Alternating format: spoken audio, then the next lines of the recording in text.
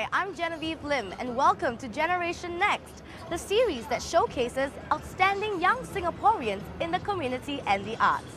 Join me as we cozy up to these talents to find out more about their motivations and goals. We'll even get a feel of what it's like to dwell in their world. Now, if you have similar aspirations, do take note. Who knows, tomorrow you may be taking that first step to pursue your dreams.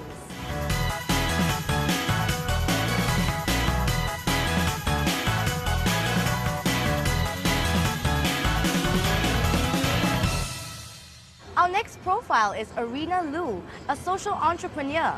However, when she started her venture, she had no idea what social entrepreneurship was all about. Well, social entrepreneurship is a relatively new term here in Singapore. You may be more familiar with the term social enterprises, where not-for-profit ventures raise funds for their social missions. In comparison, social entrepreneurships are businesses that serve particular social needs and use entrepreneurial principles to affect social change. Now let's find out what Arena is trying to change.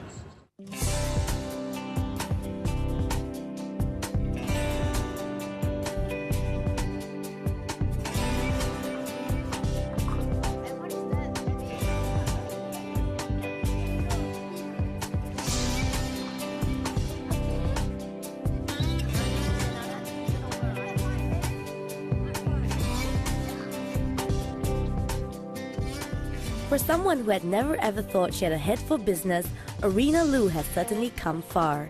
As a social entrepreneur, her efforts to help mainstream students cope with their learning difficulties have earned her the inaugural DHL's Young Entrepreneurs for Sustainability Award and the Spirit of Enterprise Award last year. So, did you always know you wanted to be a social entrepreneur? No. Yes. It's my childhood ambition to be a UN or UNICEF ambassador. Since young, I have a great passion to want to help children, orphans, women, the poor, needy, and the abused. It's just in me. Hello, everybody. Hi. Formerly a teacher with the Ministry of Education, Arena saw that little help was given to many students who were mislabeled as stupid, lazy and naughty. She felt that more often than not, the problems of these children arose from learning difficulties or disabilities. Yeah. Okay, give me a 5. People do not understand, what are the difficulties and how to help them. And I was very frustrated that many of the kids just went for psychological assessments, but no help is being given. In Singapore, there's we only widely known dyslexia and autism, but it's more than that. Some of the kids are not clear-cut cases whereby they have dyslexia or autism. They have a little bit of this and a little bit of that, and there are the difficulties that are not known yet. All they need is just some specialized help for people to understand it, get them help to get intervention, and they can solve in their life and in their studies. I'm somebody who cannot just sit around and grumble philosophically, because I know I can do something to help, because I'm trained in both the mainstream education and also in the specialist skills. So that is whereby I can be the bridge for the children. So what were some of the factors that helped you make the decision to leave your profession? It was more, I want to do something, yes, for the children. And when I see the parents, when they come to us, they are crying, they're frustrated. I know my child is not stupid, but why? Why are they misbehaving? Why are they failing in school? And every time my heart will melt.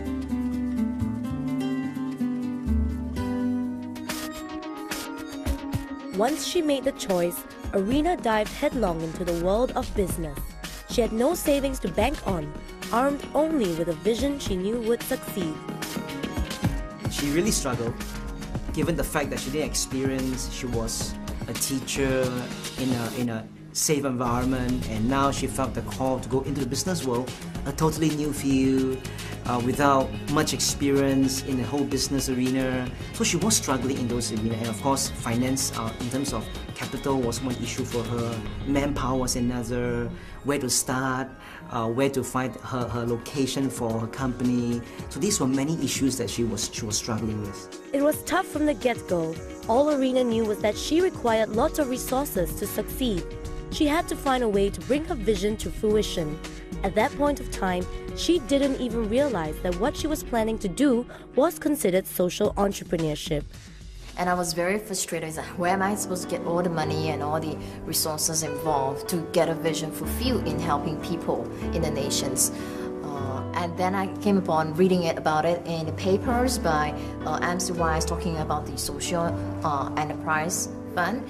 Then that's when I realized, that's mine. This is what I believe in. And that's when I know that, that's the word called social entrepreneurship.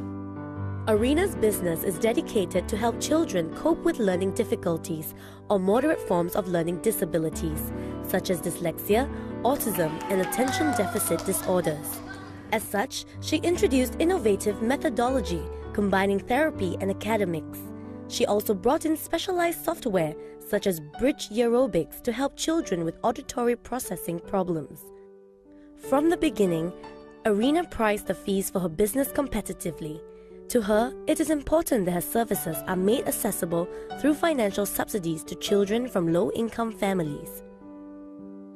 So why do you feel it's your mission in life to help other people? I feel that we are very privileged to be living in a country like Singapore where we have abundance, and no matter how much we complain, money not enough or how little we have, actually we all have something to give. And I thought it's only natural for a human being to reach out to help another. We need to live a life that is beyond ourselves, beyond money, beyond our personal circumstances. I believe it takes a lot of compassion and courage to choose the path of a social entrepreneur.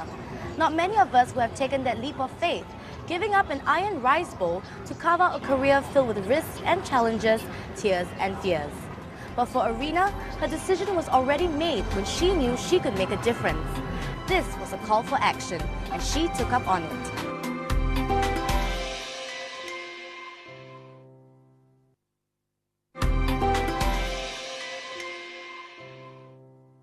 It took her 5 long hard years, but Arena has finally made some headway with her social entrepreneurial efforts.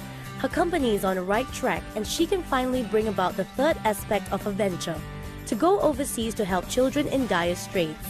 For Arena, her ardent wish to help out the needy was reinforced with an iconic moment captured in photography. When I was growing up, and I saw this photograph in the papers. It's a picture of a voucher and a scrawny, African boy. He was on his way to the ration center to get food, but he collapsed on his way, and the voucher was just waiting to devour him. And when I saw that photograph, it spoke to me, and I actually cried, because of that. So, well, why is it so? Is that in one part of the world, there is plenty. In another part of the world, there's such a lack and there's starvation. And imagine that child was on the way to get help. He couldn't make it, and the voucher was there to devour him. The photograph affected Arena so much that she decided to take up photography. She wanted to learn to take pictures that make an impact. What's more, Arena was determined to make a difference from that moment on. She didn't want to sit on the sidelines any further. She wanted to take action, and now she finally can. Channeling profits earned through Bridge Learning, she's raising funds to set up schools and orphanages for the impoverished and abused children in poorer countries. We're here at Arena Center to find out a little more about her work. This is the place where she effects the most change and makes the most impact in the minds and hearts of her students and staff.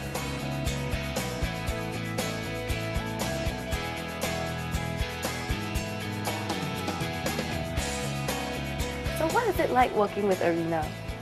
Beginning, I'm quite tense because I find her very strict.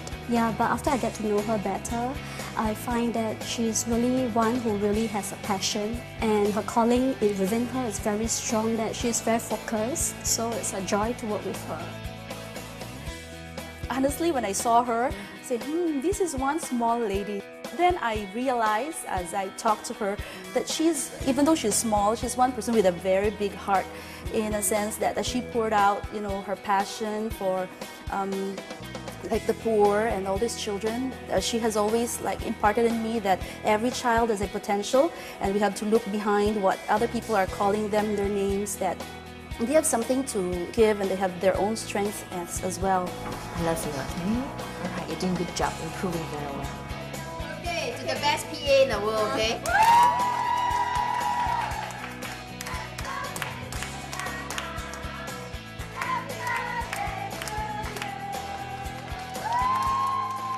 single and available. To Arena, her staff is the indispensable key towards realizing her vision. Only with one heart and common goals can they take one step further in helping the needy. We have two core values. One is passion and character. Passion in what we do and truly believing the purpose and the meaning of it. Character is basically having integrity and all the good values and good things that we need to have as a person in going about our work and going about our life and how we treat people.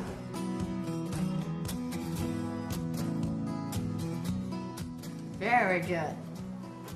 Give me a 5. Good job. Initially, when I came here first, I was really worried and I don't know what to do. And she told me, we're going to work it out, help each other on improving Justin's behavior. Maria's son Justin has been diagnosed with ADHD, attention deficit and hyperactivity disorder. After having been here for at least 2 years now, I can see Miss Arena really puts everything, her heart, her life actually is here with the kids. I have gone to a lot of centers and I don't receive that kind of warmth. Very good. Crawl down. Be careful. Yes, you can do it. Come next. We don't go out in the mall because once we go out in the mall, he will just run about. You really have to hold him if you want him to stop. At the restaurant, when the food haven't arrived, he will just drum the table, really impatient. When the food comes and it's